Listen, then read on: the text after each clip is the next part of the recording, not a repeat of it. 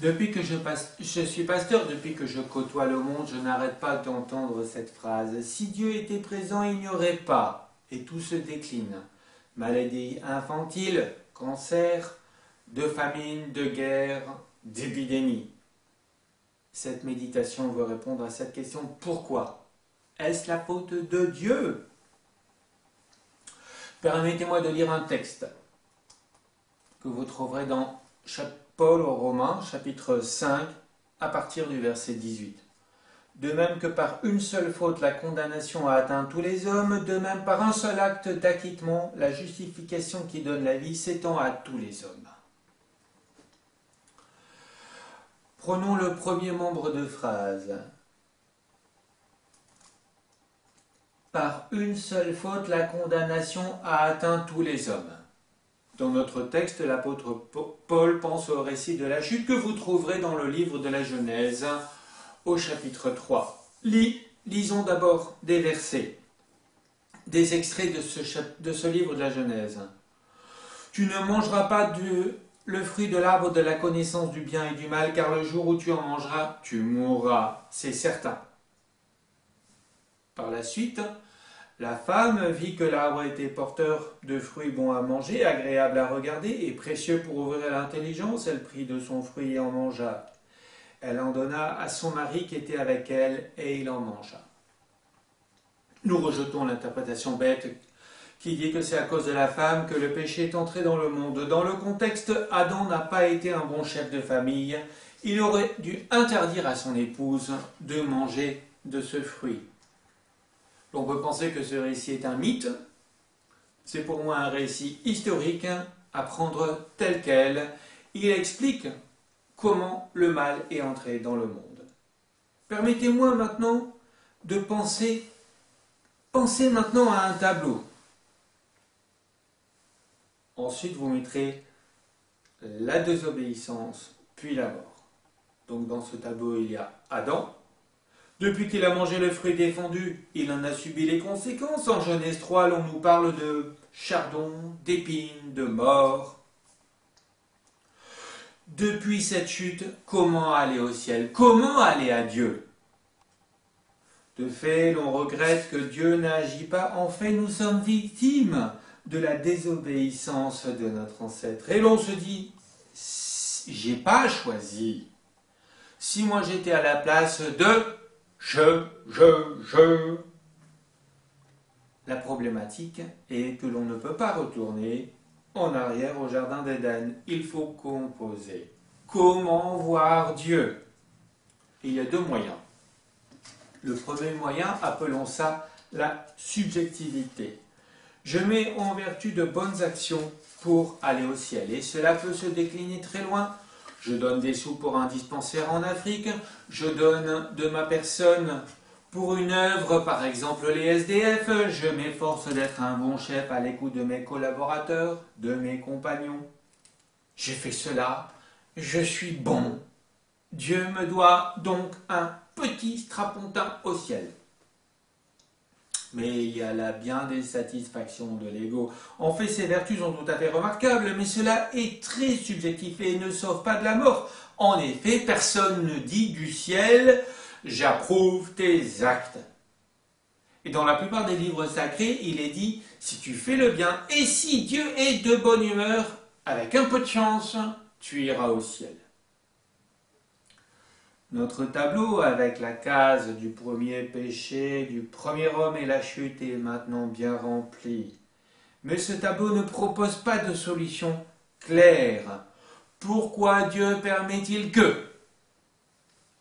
Avant de répondre à ces questions, rappelons que l'homme est pécheur ou encore séparé de Dieu. Pour Dieu, il faut que l'homme, ou plutôt dans le contexte l'humanité, l'accepte lui. Et que propose-t-il? Ou encore, qu'a-t-il fait? Voyons le deuxième moyen pour aller au ciel. Le texte nous dit « Beaucoup seront rendus justes par l'obéissance d'un seul. » Dieu propose en Jésus la solution pour aller au ciel. En croyant que Jésus a obéi à notre place, Dieu nous doit le ciel non en vertu de nos actions, mais à cause de sa promesse. Point. Puisque Dieu me promet le ciel parce que je crois en Jésus, de tout mon cœur, il me doit le ciel. C'est un Dieu de la promesse. Synthétisons tout cela par un tableau plus complet. Détruire ce qui ne va pas dans votre vie, tout cela en mourant sur la croix. Oui, c'est ce que Jésus a fait. Oui, nous continuons, nous subissons la maladie, la mort, le péché de notre ancêtre. Mais Jésus est venu justement, pas seulement pas seulement soigner nos problèmes, mais surtout expier les péchés ou encore les causes, le péché et la mort. Pourquoi ? Par amour pour nous. Comment accepter cela ? En croyant. En croyant en cela, c'est tout. Vous comprenez maintenant que bien des guerres au nom de l'ego et sous couvert de Dieu. Oui, elles sont nombreuses. Elles ont été nombreuses. Vous comprenez que bien des familles et autres souffrances dans le monde, oui, sont bien souvent liées au péché. Faut-il en accuser Dieu alors ?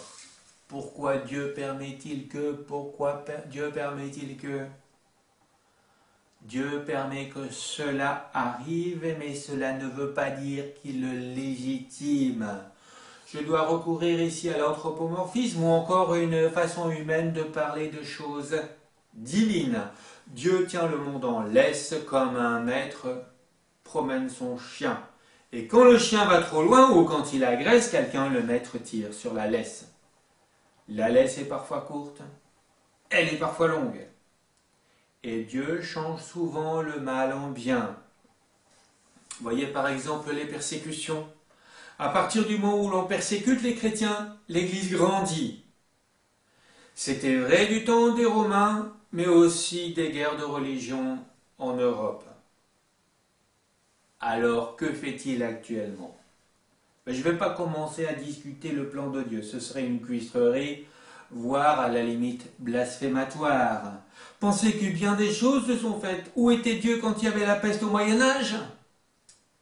Et pourtant des antibiotiques ont fini par détruire en partie cette saleté.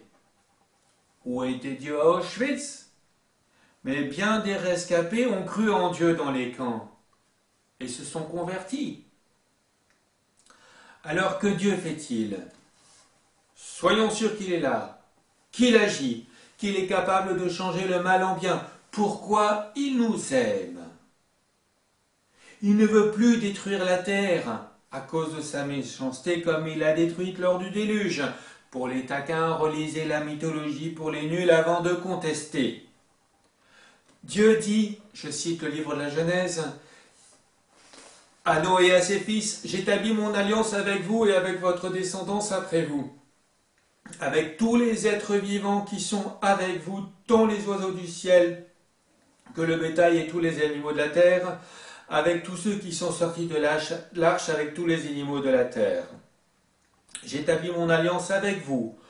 Aucune créature ne sera plus supprimée par l'eau du déluge, et il n'y aura plus de déluge pour détruire la terre. Dieu dit, voici le signe que j'établis entre moi et vous, ainsi que tous les êtres vivants qui sont avec vous pour toutes les générations. J'ai placé mon arc parmi les nuages, et il servira de signe de l'alliance conclue entre moi et la terre.